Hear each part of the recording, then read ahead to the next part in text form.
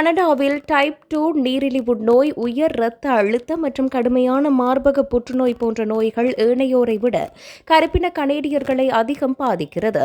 மரபியல், கலாச்சாரம் அல்லது வாழ்க்கை நிலைமைகள் போன்ற காரணங்களை முழுமையாக கருத்தில் கொள்ளாத சுகாதார அமைப்பே இதற்கான காரணம் என கூறப்படுகிறது. குறித்த சுகாதார அமைப்பில் அனைத்து சமூக குழுக்களுக்கும் ஒரே மாதிரியான அணுகுமுறையில் சிகிச்சை அளிக்கப்படுகிறது என சுகாதார பணியாளர்கள் கூறுகின்றனர். இது குறித்து ஒரு புரிதலை பெறுவதற்காக ஜென் கேர் என்ற புதிய திட்டம் எதிர்வரும் பிப்ரவரி மாதத்தில் ஆராய்ச்சியாளர்களால் தொடங்கப்பட உள்ளது. இந்த திட்டத்தில் 10,000க்கும் மேற்பட்ட கருப்பின கனேடியர்களின் மரபணுக்கள் ஆய்வு செய்யப்பட உள்ளன. தனிப்பயனாக்கப்பட்ட மருத்துவம் மூலம் நோய் அறிதல், தடுப்பு மற்றும் சிகிச்சையை மேம்படுத்துவதே இதன் குறிக்கோளாகும். எனினும் மிக குறைந்த மரபணு ஆராய்ச்சிகளிலேயே கருப்பின மக்கள் உள்ளடக்கப்பட்டுள்ளனர். உலகளாவிய மரபணு ஆய்வுகளில் 5%க்கும் குறைவானவையே கருப்பினத்தவர்கள் தரவுகளை பயன்படுத்துகின்றன.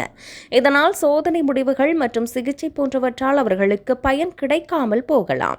இந்த பிரச்சனையை நிவர்த்தி செய்ய ஆராய்ச்சியாளர்கள் சமூக சுகாதார மையங்களுடன் இணைந்து பணியாற்ற உள்ளனர்.